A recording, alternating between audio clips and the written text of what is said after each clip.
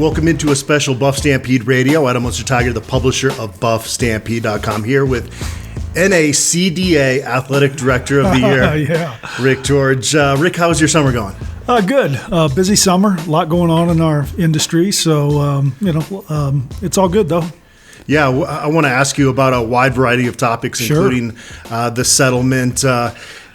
That was something that Brett Yormark talked about at Big 12 Media Days. There's still a lot of uncertainty on how this is all going to shake out. Just for the casual college fan out there, what are some of the challenges that you're dealing with as an athletic director following the settlement? Well, there's still a lot of unknowns, that we're looking at. We haven't determined roster sizes yet, roster limits, because it's going to roster limits, and you have to have that to understand kind of where it's going. You share 22% of your revenue, probably starting in 25, 26, so you got to plan for that.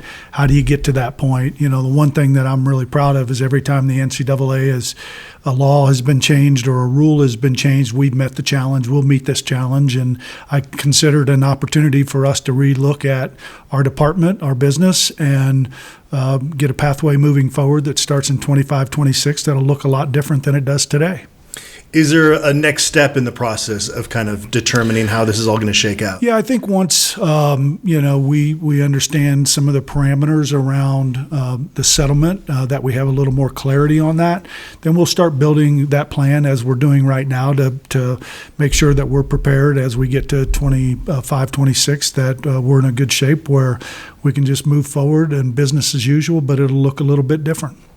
It's been about a year since you announced the move to the Big 12, and that becomes official later this week, correct? Well, it comes official August 2nd, and so August 2nd we'll celebrate going back home to the Big 12. My experience being in the Big 12 from 87 to 91 was a really great experience. We love being in the conference. We think it really kind of fits us and who we are. So we're excited about going back, and our first homecoming game will be against Baylor on September 21st, and we're excited about that because that's really the first conference game that we'll play as we head into the Big 12. You were out at Big 12. I almost slipped up there. Yeah, you did. You were at Big 12 Media Days in Las Vegas earlier this month, and that was a cool event. As you've continued to spend more time around Commissioner Yormark, and now that you're getting ready to officially be part of the Big 12, how has your impression at all changed in the last year? Well, I think the one thing I've learned is Commissioner Yormark. He's a go-get-'em guy, and he's very enthusiastic, very positive, very entrepreneurial. Looks outside the box, and I think that's something that we need. I think as we go into the Big 12, I think they're trying to reposition and rebrand the Big 12, and I like a lot of the things that he's doing. I like his energy. I like his drive to make us better at everything that we do. So looking forward to really getting into the Big 12 and having some success as we move forward. And at those Big 12 Media Days, Colorado was the hot commodity there. What was it like as the athletic director to see just the waves of media chasing after all of your folks? And there were crowds for other teams, but nothing like what Colorado was drawing at that event. No, I mean, it was really fun. It was great. We had three really good players there, and Coach Prime, and there was a lot of excitement around us joining the Big 12, and it was pretty welcoming. And I think we all felt really good about how we did that day, and what we talked about. And look, we have high expectations for where this football program's going, and Coach Prime is the guy that's leading the charge, and I like what he's doing. I like the offseason and how they've come together, and we report on Sunday, and it's going to be exciting to see how we flourish.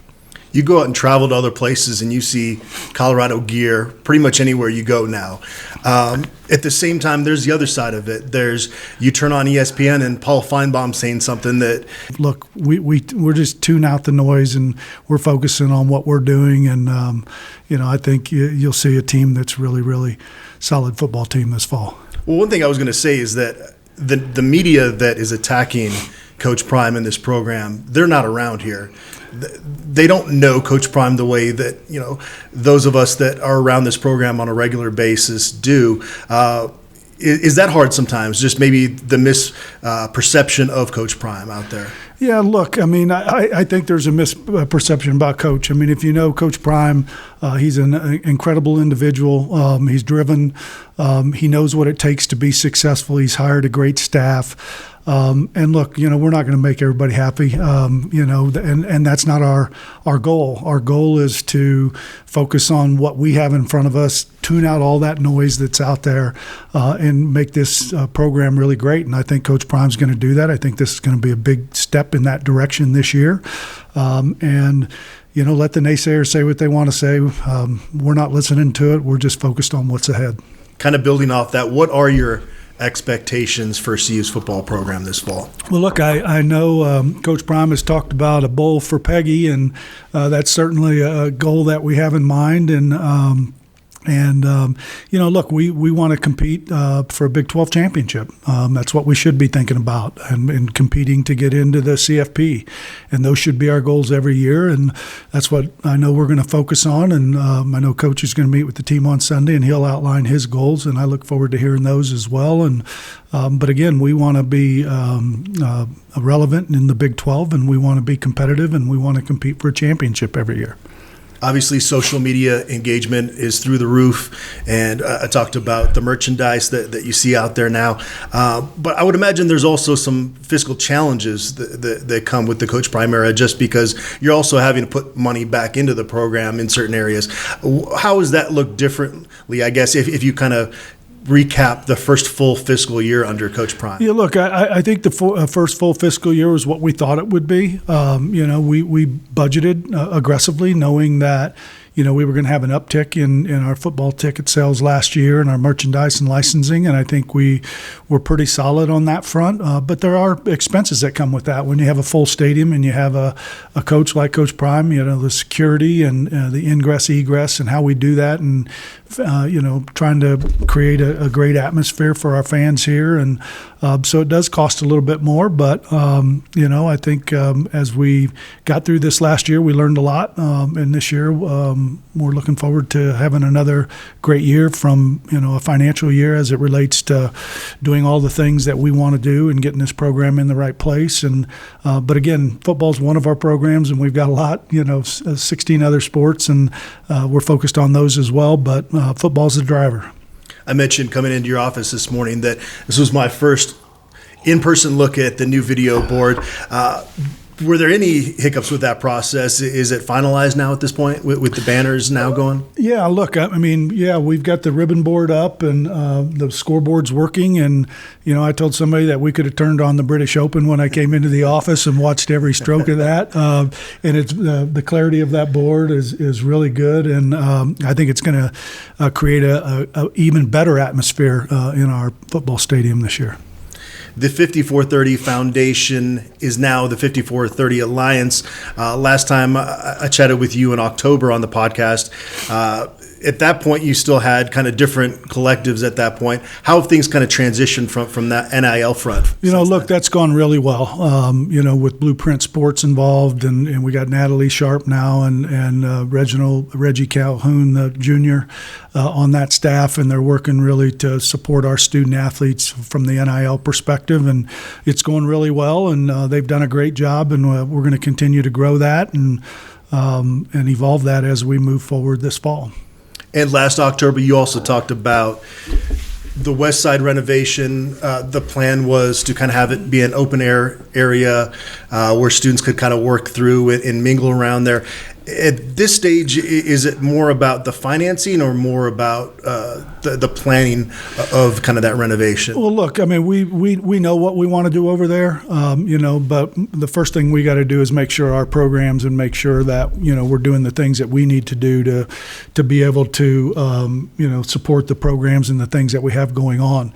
That plan is still in place. When we do it is really, when the time's right, and we're just not there yet. But we know what that can look like, and we know the impact that it can have on student experience and game day experience as well. By that smile, I take away that you're getting sick of being asked about the West Side.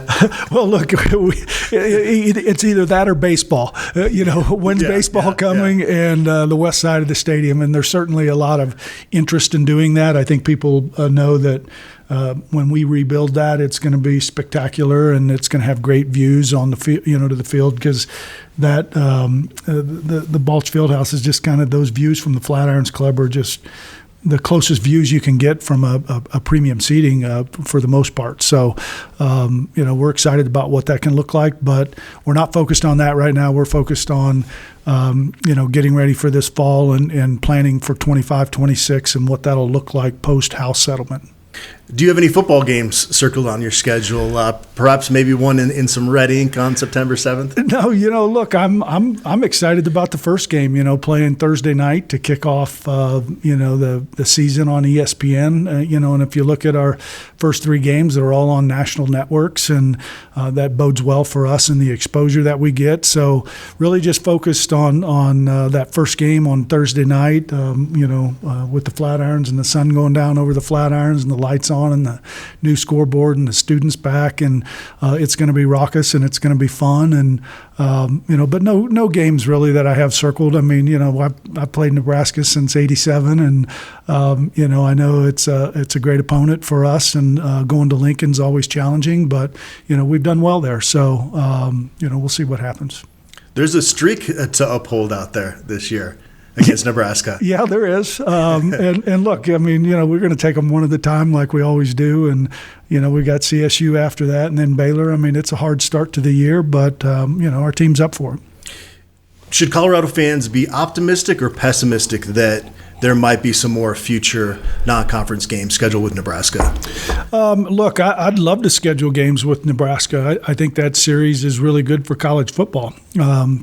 Do they want to do it? I don't know. And they've got a new AD, Troy Dannon, who's a really good guy, and he and I know each other pretty well when he was at Tulane. So, I'm sure he and I will have a conversation when we go to Lincoln this fall and see, if there's an opportunity for the future. But, we're scheduled out through, the next until the next decade. So, we'll see what happens. But, some of those games may go on or off depending on some of the conferences are talking about going from 8 to 9 games. And if that happens, we may lose a game and have to pick up a game. So, we'll look at that. But I'd love to play Nebraska. What does the rest of the summer look like for you? Like the whole summers look like, it's coming in here and, working with my team to make sure that we put ourselves in a great position for the future. And, we're looking forward to this fall, and we're getting prepared for all of our student athletes to come back. So we got football Saturday. I think we got soccer Monday, and volleyball's coming back, and then track and cross country comes back in the middle of August. And so a lot's happening, and it starts Sunday, and, we're excited to welcome the student athletes back. Awesome. Well, you're a busy man, so I appreciate you for taking some time out to join us. No, it's always fun to have conversations with you. We're excited about what's ahead, and go Buffs. Awesome. Thanks, Rick, and thanks everybody out there for tuning in.